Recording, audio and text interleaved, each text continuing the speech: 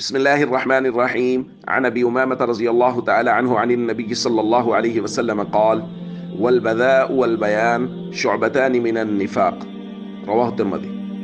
نبی کریم صلی اللہ علیہ وسلم نے ارشاد فرمایا، فحش کلامی، بدگوئی اور کثرت کلام، زیادہ بات کرنا، یہ نفاق کی دو شاخیں اور علامتیں ہیں۔ دوستو، ہم بات کر رہے ہیں نفاق اور علامات نفاق کے متعلق، اور یہاں دو چیزوں کا بیان کیا گیا اور ان کو نفاق کے شعبے قرار دیا گیا ہے۔ ایک، حضور نے فرمایا فحش کلامی، یعنی ایک شخص ایسا ہے جس کی کلام میں بےہودہ گفتگو ہوتی ہے، وہ گالیاں دیتا ہے، بےہودہ بات کرتا ہے، اخلاق سے گری ہوئی بات کرتا ہے۔ کوئی شریف آدمی اس طرح کی بات نہ کرتا ہے، نہ شریف آدمی کی مجلس میں اس طرح کی بات کی اور سنی جاتی ہے۔ تو حضور نے فرمایا ایک تو یہ نفاق کا شعبہ ہے، اور دوسرا حضور نے فرمایا ول بیان، بیان کا مطلب کثرت کلام، ہر وقت بولتا رہتا ہے، بہت بولتا ہے، بلا ضرورت بولتا رہتا ہے۔ ظاہر ہے جب کوئی آدمی بلا ضرورت بولتا ہے، بہت زیادہ بات کرتا ہے